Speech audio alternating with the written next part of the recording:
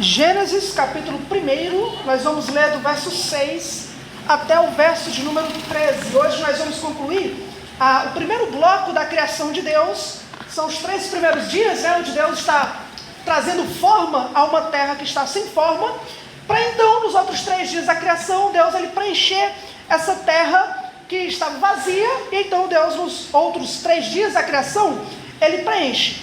Hoje nós vamos finalizar então com a leitura do 2º dia da criação e do 3º dia da criação. Vamos ler? Verso de número 6. Diz assim: E disse Deus: haja um firmamento no meio das águas, e deixe que separe as águas das águas. E fez Deus o firmamento, e separou as águas que estavam debaixo do firmamento das águas que estavam acima do firmamento. E assim foi. Deus chamou ao firmamento céu, e houve a tarde e a manhã o 2º dia. E disse Deus: ajuntem-se as águas sobre o céu em um lugar, e apareça a terra seca. E assim foi. Chamou Deus a terra seca, terra, e ao ajuntamento das águas ele chamou mares. E Deus viu que isto era bom. E disse Deus: deixe a terra trazer a relva, a erva produzindo semente, e a árvore frutífera, produzindo fruto segundo a sua espécie, cuja semente esteja em si mesma sobre a terra. E assim foi.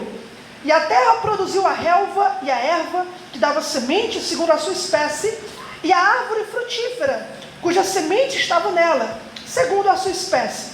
E Deus viu que isto era bom. E houve a tarde e a manhã o 3º dia. Amém? Hoje nós vamos ficar com esse último bloco da primeira parte da criação. Os irmãos vão lembrar que bem no finalzinho do primeiro dia da criação, no versículo 5, Moisés ele fala o seguinte: e houve a tarde e a manhã o 1º dia. E isso vai se repetindo, né? Houve tarde e manhã o 1º dia. É engraçado porque nós vemos o nosso dia de forma diferente. Os irmãos devem saber que os judeus, o começo do dia não se inicia às 6 horas da manhã. Geralmente para o judeu o começo do dia se inicia às 6 horas da noite. Essa tarde que ele coloca aqui, para nós seria uma tardinha, seria a boca da noite, né? Seria às 6 horas da noite. E então depois vem o raiar do sol e aí o dia se completa. Nós vemos diferente, né? Para nós o dia começa às 6 horas da manhã e termina de noite, né? Provavelmente a maneira como Moisés coloca aqui, dá a entender que essa relação tem a ver com a criação do 1º dia. Primeiro houve trevas, depois das trevas houve luz. Então, para os judeus, o começo do dia se inicia com trevas, 6 horas da noite, e então depois a luz vai raiar. Então, quando ele fala tarde e manhã, aqui é a visão que os judeus têm sobre como é que o dia é. Ele começa primeiro no escuro, na escuridão, na tardinha, na boca da noite, 6 horas da noite, e aí então depois vem a manhã. É por isso que, por exemplo, Cristo, quando ele é crucificado, né? Nosso Senhor é crucificado, depois das 3 horas da tarde, as pessoas pedem para tirar Cristo e sepultá-lo rapidamente, para que eles não pudessem profanar o sabate, não pudessem profanar o sábado. Mas por quê? Se era sexta-feira de tarde?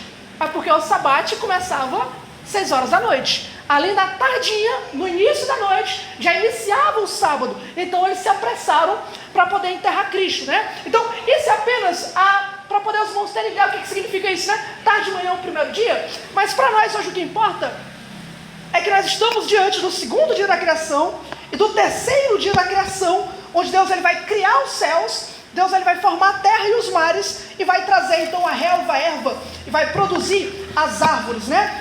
Cada dia da criação, ou na verdade, na medida que a gente vai aprendendo sobre a criação, eu estou tentando trazer para os irmãos alguma verdade que seja central para a fé cristã, tá? Então, na última doutrina, quando nós vimos a criação da luz, a verdade que nós destacamos é que a maneira como Deus traz tudo à existência por meio da sua palavra. E disse Deus: haja, e houve, e aconteceu. Isso é o que nós destacamos no 1º dia da criação.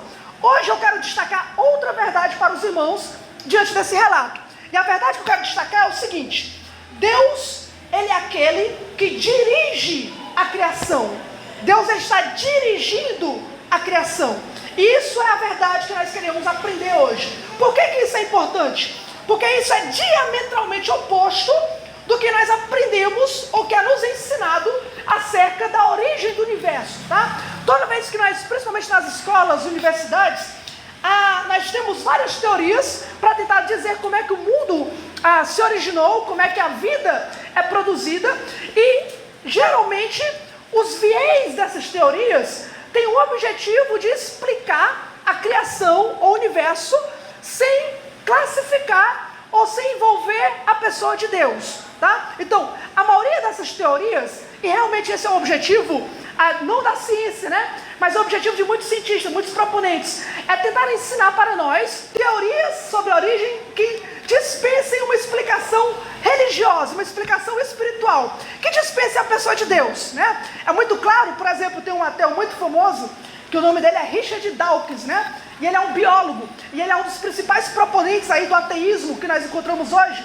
E uma das coisas que ele mais deixa claro é que a beleza da teoria da evolução, por exemplo, a beleza da teoria da evolução é porque ela explica a natureza e os seres vivos sem invocar o Criador. Então, eles explicam como é que as coisas andam sem precisar mencionar Deus. Então, eles apostam no universo. Não estou dizendo que a teoria é isso. Eu estou dizendo que esse é o viés que geralmente é ensinado por trás nas escolas, universidades, que é tentar explicar o mundo sem Deus. E eles apostam, então, numa criação, ou no universo, numa evolução cega, sem direção, sem uma mão que dirige as coisas.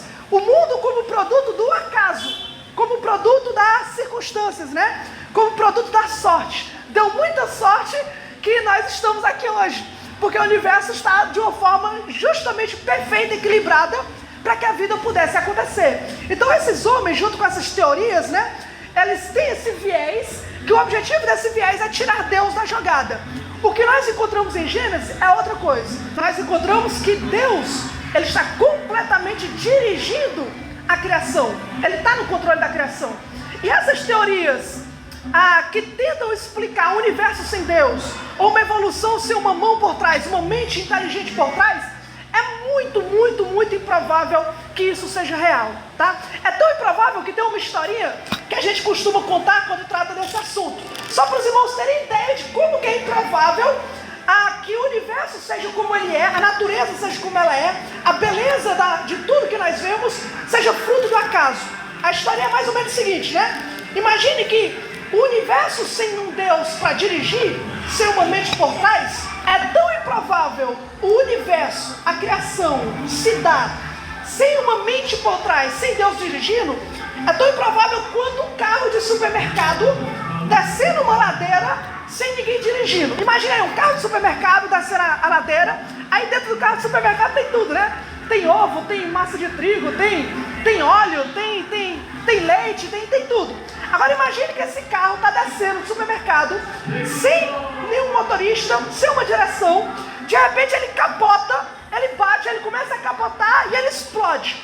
Depois que ele explode, as pessoas vão lá, e quando chegam perto, adivinha o que tem do lado desse carro capotado e que explodiu? Tem um bolo de morango que acabou de ser feito. Um bolo de morango. Sabe por que tem um bolo de morango? Porque na hora que ele estava descendo sem direção, ele capotou. Quando ele capotou, a massa de trigo estourou. E aí os ovos se quebraram junto, e caiu o leite por cima, e caiu o óleo. E aí começou a bater, capotar, e foi bater na massa com leite, com óleo, com tudo. Na hora que explodiu, assou. Quando assou aquela massa, caiu um bolo de morango perfeito. É improvável que isso aconteça? É tão improvável que isso é absurdo. Mas é isso que tentam colocar diante de nós. Que esse universo belo, bem perfeito, com criaturas, com seres, animais, com o homem, feito de uma forma tão extraordinária, é fruto de um universo que capotou e na explosão do Big Bang formou um espaço belo, lindo e equilibrado. Isso é um absurdo. Se Deus não dirige o universo, então estamos diante aqui de pessoas de muita, muita sorte. Tanta sorte que chega a ser milagre, mas se é milagre, então é de Deus. Não tem para onde correr. E o que nós vemos em Gênesis é o contrário. O que nós vemos aqui, irmãos, é que Deus está sim dirigindo a sua criação. A criação de Deus, ela é demonstrada aqui. Os irmãos vão perceber aí na medida que nós vamos falando. No versículo 6 até o 8, nós vamos perceber que Deus, ele dirige a criação com soberania. Ele é soberano. No versículo 9 e 10, nós vamos ver que Deus, ele dirige a criação com propósito. E no versículo 11 até o 13, nós vamos ver então como é que Deus dirige a criação com sabedoria. Esse é o nosso alvo essa noite, mostrar que Deus está dirigindo a criação no relato de Gênesis, tá? Então, em primeiro lugar, vamos ver que Deus dirige a criação com soberania. Olha aí, versículo de número 6, começo do segundo dia, fala o seguinte: e disse Deus, haja um firmamento no meio das águas, e deixe que separe as águas das águas. Agora olha o começo do verso 7. E fez Deus o firmamento e separou as águas que estavam debaixo do firmamento. Ou seja, o que nós estamos vendo aqui é um Deus que está agindo de forma soberana. Por quê? Porque Ele que está ordenando a criação. Ele que está dizendo, e disse Deus. Mas Ele não está só dizendo, Ele que está atuando na criação. Ele diz e Ele faz. Ele ordena e Ele age. Ele proclama o seu decreto e, como rei, Ele vai lá e faz cumprir o seu decreto. A criação, ela é simplesmente um palco onde Deus, Ele é tanto aquele que dirige como aquele que produz. Nós vemos aqui muito claro, e vai se repetir em todos os dias da criação. Deus, Ele faz e Deus, Ele age. Deus, Ele é soberano, e a maneira como Ele dirige o universo é de forma soberana. Os irmãos vão lembrar que no primeiro dia da criação, a terra estava sem forma e vazia. É uma mistura de terra com água, é um caos. Mas aquilo que predomina no primeiro dia da criação não é a terra. O que predomina são as águas. O Espírito do Senhor pairava sobre a face das águas. E existe um conceito lá interessante que a gente não tem, né? Diz que havia trevas sobre a face do abismo. Agora imagina um abismo. Como é que você imagina um abismo? Você imagina um abismo geralmente aqui, ó, na ponta do abismo, né? Você está aqui na ponta do abismo, você está olhando o abismo, né? Não é isso? Você está aqui na ponta. O conceito hebraico não existe essa perspectiva. Quando eles falam de abismo, eles não estão falando de alguém que está na ponta do abismo. Eles estão falando de alguém que está dentro do abismo. Agora, em vez de você se imaginar na ponta do precipício, imagine você dentro, olhando para cima. Só aquela sombra toda escura, você não consegue ver nem beira. Você não consegue ver nada disso. Esse é o conceito. E o conceito que ele está trazendo é que havia trevas, Deus disse haja luz, mas mesmo com a luz o que nós vemos é apenas água. Apenas água. É uma mistura, a terra está submersa dentro da água. Então o que Deus faz no segundo dia? Deus, ele diz que haja um firmamento, ou uma expansão, que ele vai chamar de céus, né? A palavra firmamento dá a ideia pra gente de algo que é firme, né? Em algumas bíblias tem a ideia de expansão. Eu acho até que na versão que foi colocada aqui, a ideia de expansão aponta para uma imagem que é como se fosse uma cortina que Deus está estendendo sobre a criação. Então tem aquela água inteira, Deus vai e pega os céus, e ele é como se ele estivesse estendendo os céus sobre a criação, e ele está firmando, fixando, por isso o nome firmamento, né? Os céus. Agora, olha aqui, tem uma curiosidade interessante, que vale a pena observar. No versículo 7, quando diz para Deus separar as águas, ele vai falar o seguinte, olha, fez Deus o firmamento, ou seja, a atmosfera, Deus está criando o nosso céu, e separou as águas que estavam debaixo do firmamento, das águas que estavam acima do firmamento, e assim se foi. Isso é interessante porque as águas, no plural, que estão embaixo do firmamento, no terceiro dia, a Bíblia vai chamar que aquilo são mares, no plural. Se as águas no plural são mares embaixo do firmamento, que águas no plural é essa que está acima do firmamento? Há muitos comentaristas que falam que é nuvem, né? São nuvens que estão carregando água. Mas alguns estudiosos, teólogos e até cientistas, eles têm outra imagem aqui. A imagem é como se essas águas abundantes, no início da criação, era como se correspondesse às águas debaixo do firmamento. Ou seja, é como se estivesse um mar, que Deus separou embaixo, e em cima é como se existisse um mar celestial, um oceano celestial, águas no plural, que está acima do firmamento. E isso é um tipo de acontecimento, dizem eles, né, que só é possível no início, no começo da criação. Agora imagine aí, uma espécie de mar celestial. Claro que não seria o mar líquido que está embaixo, né? Seria de outro formato, outra forma. Mas eles explicam que isso é possível e dá um contexto para Gênesis. Por exemplo, lá no capítulo 2 vai dizer que não havia chuva sobre a face da terra. Não chovia. Enquanto o dilúvio não aconteceu, não chovia. O que acontecia? passava uma neblina que regava toda a face da terra. Era uma espécie de neblina, não era simplesmente uma nuvem. E essa espécie de mar celestial servia como uma estufa, tanto para o mar embaixo como para o mar em cima. E essa estufa protegia os seres humanos, tanto da qualquer radiação, né, dos raios do sol, como também produzia um oxigênio mais puro, mais limpo. A atmosfera era outra, não é a mesma coisa. Havia um oxigênio mais puro. Os homens, inclusive, viviam muito tempo, né? Quanto tempo viveu Adão? Olha aí, 930 anos. Havia um oxigênio mais puro. Hoje em dia, eu pesquisei aqui, mas eu achei aqui. Mas eu achei fora do Brasil, que existem alguns lugares que, por exemplo, quando você vai passar por uma cirurgia muito séria, quando termina a cirurgia, aquela pessoa é tirada da sala de cirurgia e colocada em outro tipo de sala, onde essa pessoa é colocada lá para se recuperar, ela tem um clima diferente. Há uma mutação, uma mudança, obviamente manual, feita pelo homem, com o objetivo da pressão atmosférica ser melhor e para aumentar o oxigênio. Com que objetivo? Com o objetivo daquela pessoa se recuperar mais rápido. Só para os irmãos terem uma ideia, isso é feito nos Estados Unidos, em alguns lugares, né? A pessoa sai da cirurgia, é colocado nessas salas para poder ter uma recuperação mais rápida. Se fosse colocar a mesma pessoa em uma sala normal, sabe qual seria a diferença? A diferença seria de 10 dias, 1/10. A pessoa que está dentro dessa sala, com a climatização melhor, com oxigênio melhor, mais puro, ela tem chance de se recuperar 1/10 a mais do que a que é colocada fora. Agora imagine isso no início da criação. O ar puro, uma atmosfera melhor. Isso explica por que os homens viviam durante muito mais tempo. A recuperação era mais rápida. A longevidade era possível. Mas não só isso. Quando a Bíblia diz que o dilúvio vai acontecer, a Bíblia utiliza um termo interessante. Ela vai dizer o seguinte: olha, quando Deus vai derramar o dilúvio sobre a terra, as comportas dos céus se abriram. Comportas do céu. Não caiu uma chuvinha, caiu um dilúvio, caiu um oceano sobre aqueles homens. Foi algo de realmente um juízo da parte de Deus. E depois que isso cai, depois que isso que é preservado no primeiro dia, no segundo dia da criação, quando ele é derrubado, quando ele cai, no dia do juízo, no dilúvio, o que acontece depois do dilúvio? Os homens passam a viver 120 anos, 100 anos. Será que tem alguma coisa a ver?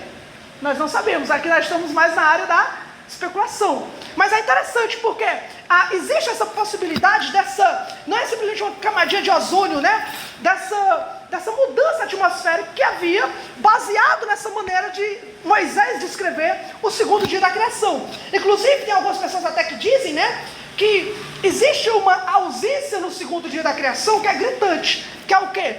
Nesse é o único dia que a Bíblia não fala que Deus olhou e disse que viu que era bom. Ele fala no primeiro dia, fala no terceiro, fala no quarto, mas no segundo dia você não vê. Por que Deus não diz que aquilo era bom? Por quê? Alguns comentaristas acreditam que é porque já imaginava, Deus já sabia que essas águas que estavam sobre o firmamento seriam usados para poder trazer o juízo sobre o homem por meio do dilúvio. Então Deus não declara isso, porque aquilo não seria para a habitação do homem. Aquilo seria para julgamento, para juízo do homem. Mas, mais uma vez, nós estamos aqui dentro de uma teoria, né? Dentro de uma teoria. Que há muitas outras evidências, por exemplo, aponta aqui também para o fato de que o mundo naquela época não tinha essa diferença tão grande que nós encontramos hoje em relação ao clima. O clima era uniforme. Porque se havia águas que cobriam a face da terra acima do firmamento, então não existia um lugar mais quente, um lugar mais frio, um lugar mais gelado. O que existia era o quê? Era um clima uniformizado. E aí nesse clima uniformizado estava tudo bem. Quando vem o dilúvio, isso muda. Isso é interessante porque há fósseis, por exemplo, só um exemplo para chutar realmente, há fósseis de animais que tem o seu habitat natural na África, e você encontra esse mesmo animal na Antártida, no Polo Norte. Aí, meu Deus, como é que o animal que é lá de um continente é encontrado em outro continente? Como é que ele ia sobreviver no frio se o habitat dele era calor? A explicação provável é que existia esse clima uniformizado. Os animais não estavam adaptados e dirigidos e separados dessa forma. Mas como eu falei, isso é apenas uma teoria, né? Especulativa. Mas é interessante você perceber a maneira como a Bíblia coloca essa verdade. Pode falar, irmão. Na geografia, por exemplo, que a gente estuda, né? Acho que todos os irmãos que têm geografia talvez lembram, que era um continente único, era a Pangeia, que eles nomeiam, né? E aí depois dos filhos de Deus, a existência dos continentes, que as peças se encaixam perfeitamente, faz todo o sentido. Exatamente, exatamente. É interessante isso, né? No versículo de número 8, nós percebemos o seguinte: depois que Deus faz o firmamento, faz a separação das águas, Deus chamou ao firmamento céu, e houve a tarde e a manhã, o segundo dia. Mais uma vez, quando Deus ele cria, Deus ele ordena, é Deus quem dá o nome. O que ele quer dizer com isso? Os irmãos lembram do estudo da semana passada? Deus está dizendo que ele é o Senhor do firmamento. É ele quem dá o nome. É ele que é o chefe. É ele que é aquele que está acima, que é supremo sobre os céus. Se ele criou, se é dele, e é dele porque é por ele, porque foi ele que fez, então é ele que está tomando para si a soberania sobre aquilo que ele criou. Ele tem todo o direito de dar nome à sua criação. Então nós vemos aqui a soberania de Deus dirige a criação. Agora vamos para o verso 9, verso 10, que nós vamos ver que Deus dirige a criação com um propósito também. Olha aí. E disse Deus: ajuntem-se as águas sobre o céu em um lugar, e apareça a terra seca. E assim foi. Chamou Deus a terra seca de terra, e ao ajuntamento das águas ele chamou mares. E Deus viu que isto era bom. Duas verdades para nós aqui. A primeira verdade é que há propósito na criação. Todos os comentaristas, todos nós que já lemos a Bíblia, nós sabemos por que Deus faz isso. Por que diante de um mundo cheio de água, por que Deus ele ordena que saia do meio das águas a terra seca? Qual era o propósito de Deus? O propósito de Deus é para tornar habitável aquela terra seca. Esse é o seu propósito. Todo comentarista, quando lê isso, comenta isso. Olha, Deus ele já sabia que o objetivo do planeta não era criar um local, um reservatório de monstros marinhos, não. Deus ele cria o planeta para que nós possamos ter vida, e nós vamos viver nessa terra. Esse é o propósito de Deus. Deus criou a terra não de uma forma acidental, por sorte, coincidentemente ele resolveu criar a terra, não. O objetivo dele na criação da terra é para que do pó da terra nós pudéssemos surgir. É para que no pó da terra Cristo pudesse pisar. E é para que do pó da terra Deus pudesse ser exaltado e glorificado no seu projeto eterno da redenção. Esse é o seu propósito. A criação não é cega, não é aleatória. Ele cria a porção seca. E ele, além de criar a porção seca, o propósito de Deus é bom. Porque ele fala, olha, e viu Deus que era bom. Por quê? Porque ele sabia que o objetivo dele iria se encaixar, se cumprir naquilo que ele estava criando. Aqui também a gente não pode deixar de mencionar aquilo que a irmã Paulo comentou. Nós temos aqui aquilo que a irmã Paulo chamou de Pangeia. O que era a Pangeia? A teoria da Pangeia, né? Ela foi proposta a primeira vez, inclusive, no século passado. Que é o quê? Quer dizer que no início do mundo, os continentes que nós vemos separados, na verdade, eram todos um só bloco de terra. E é o que a Bíblia fala aqui, né? No versículo 9. Olha aí. E disse Deus, ajuntem-se as águas sobre o céu em um lugar, e apareça a terra seca. A ideia aqui é de apenas um continente, um supercontinente. Apenas uma terra seca. Era separado ali do que os cientistas chamam de um superoceano. E à medida que o tempo passa, mais essa teoria é aceita.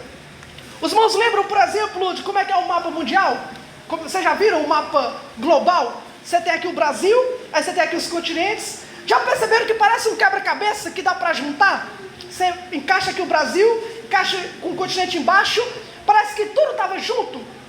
E a explicação dessa teoria é porque tudo estava junto. E aí depois se separou os continentes. Eu sei que essa teoria foi proposta 100 anos atrás, mas a Bíblia já comentava sobre isso há milênios, né?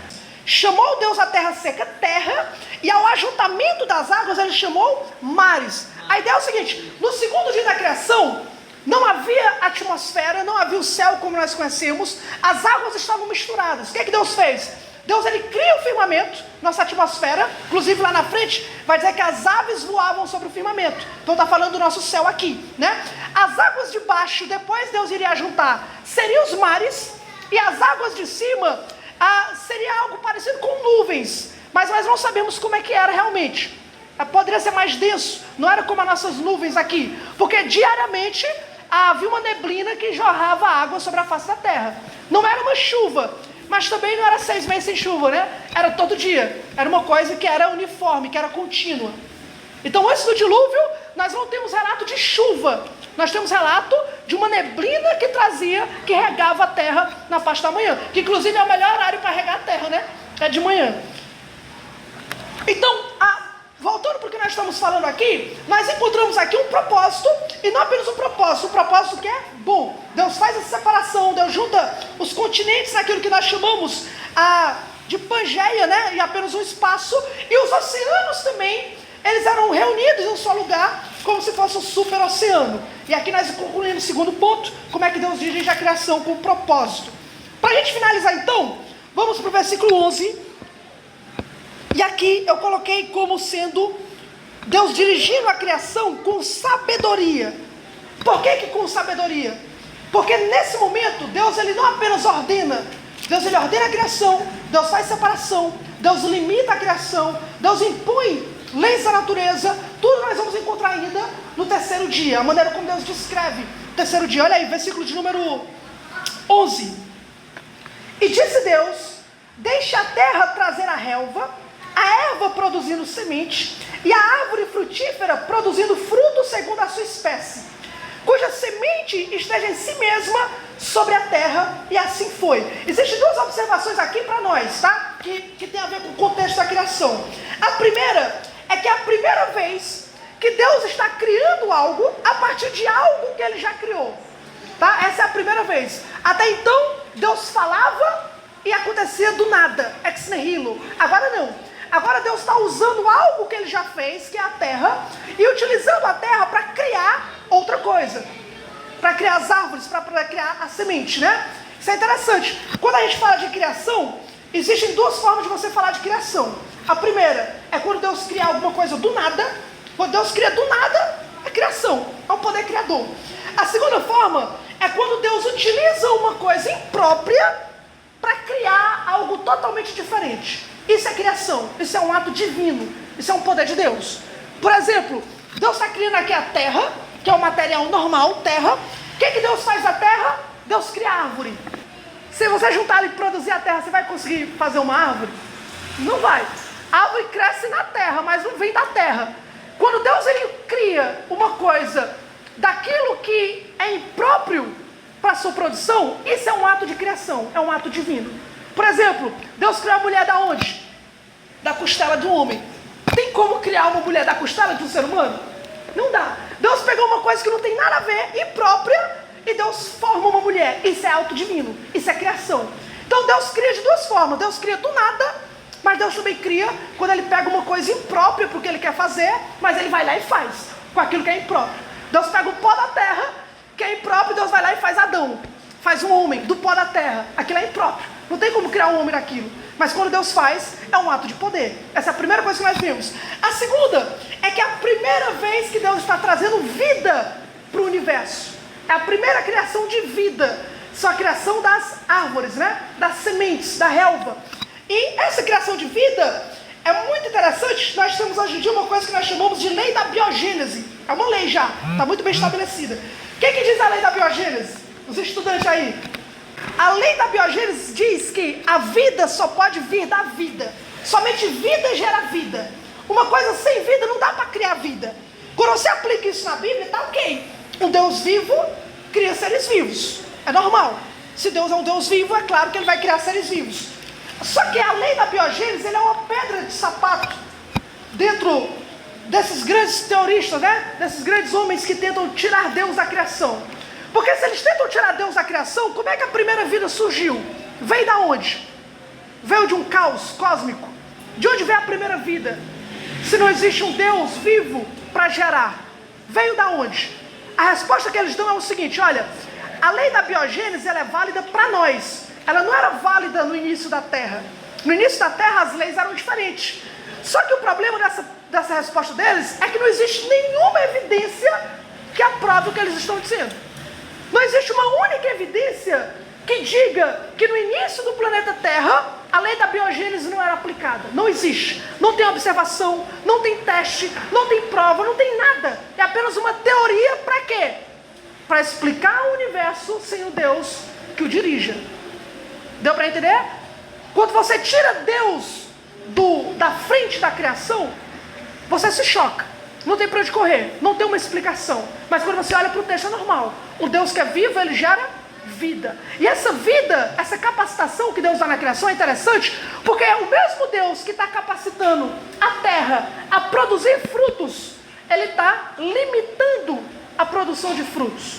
Olha o que ele diz no versículo de número 12: e a terra produziu a relva e a erva que dava semente segundo a sua espécie, e a árvore frutífera cuja semente estava nela segundo a sua espécie. Se você ler o versículo 11, ele vai repetir a mesma ideia, segundo a sua espécie. Isso é repetido 3 vezes em um pouco espaço de tempo.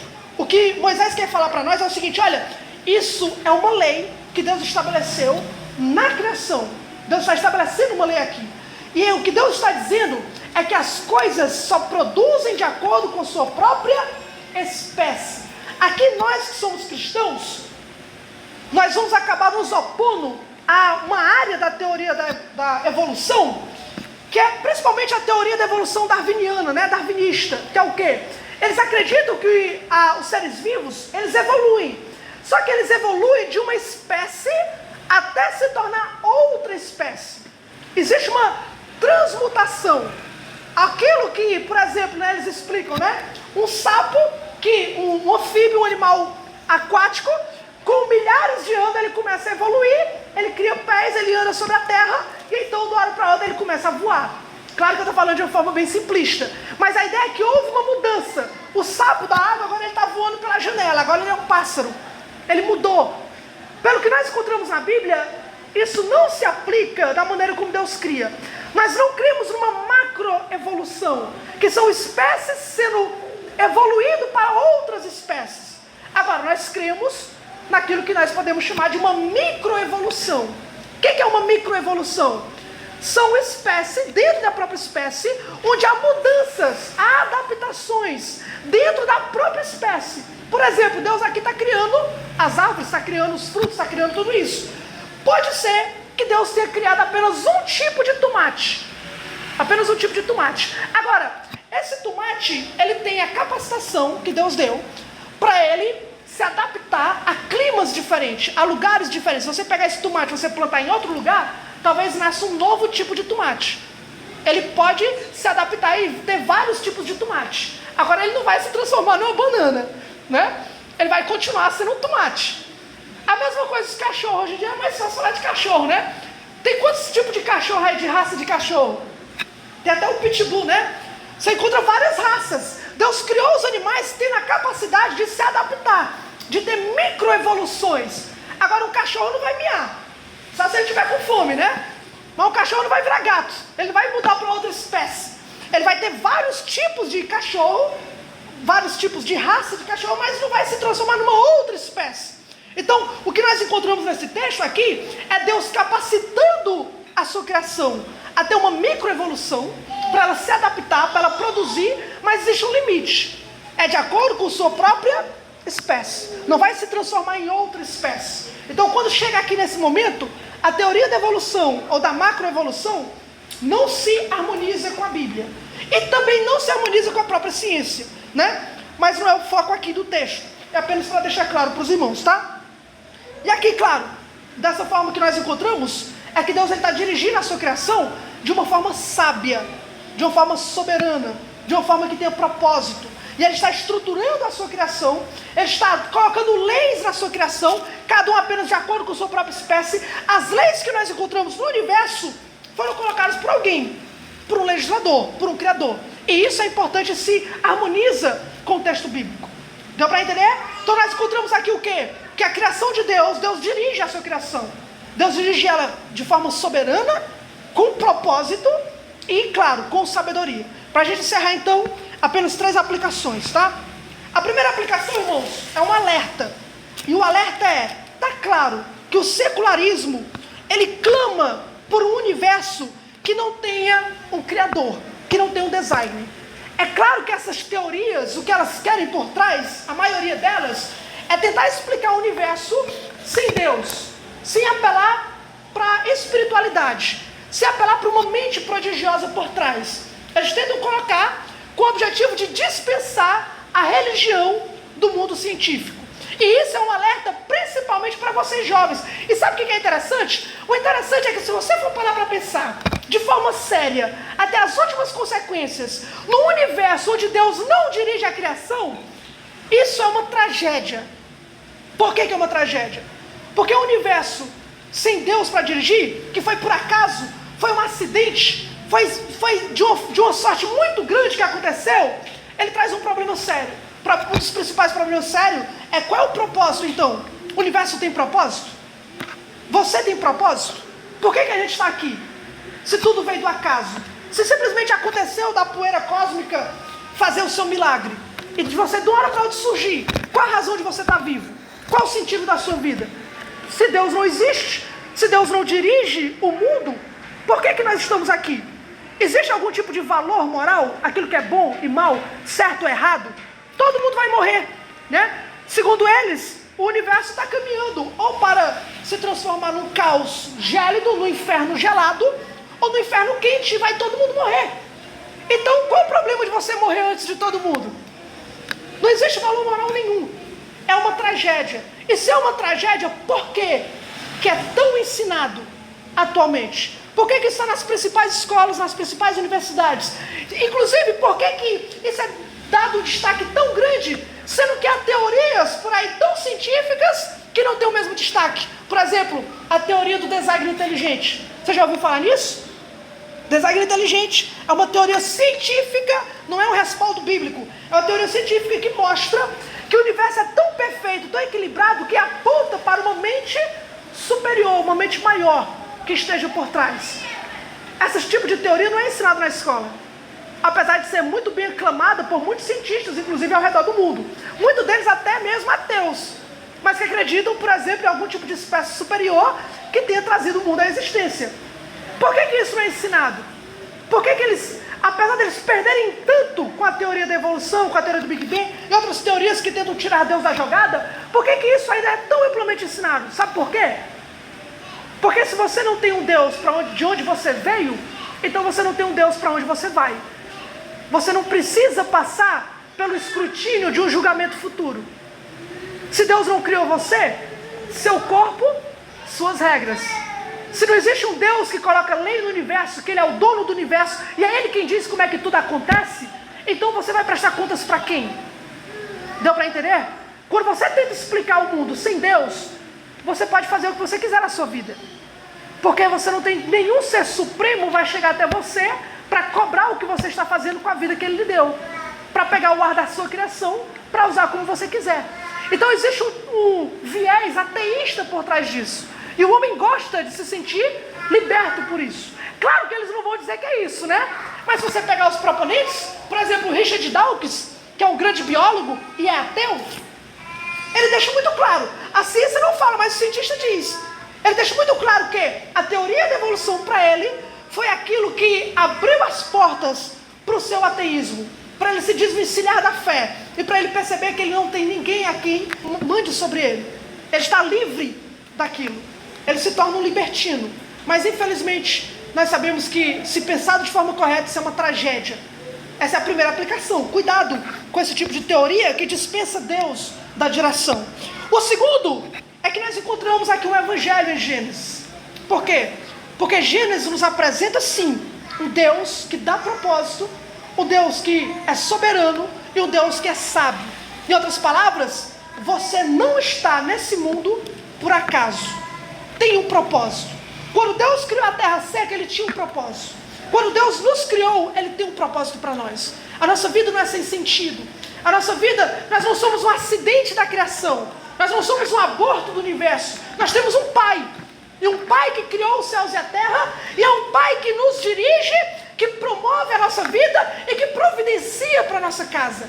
Ele é um Deus que se importa com cada uma das suas criações. Ele é um Deus que se importa conosco. O Evangelho de Gênesis é dizer que esse Deus que está criando céus e terra, ele tem um objetivo: se revelar para nós, se revelar para o homem. E se esse céu do firmamento não é suficiente para a nossa vida eterna, ele nos levará para um céu maior, para um céu melhor.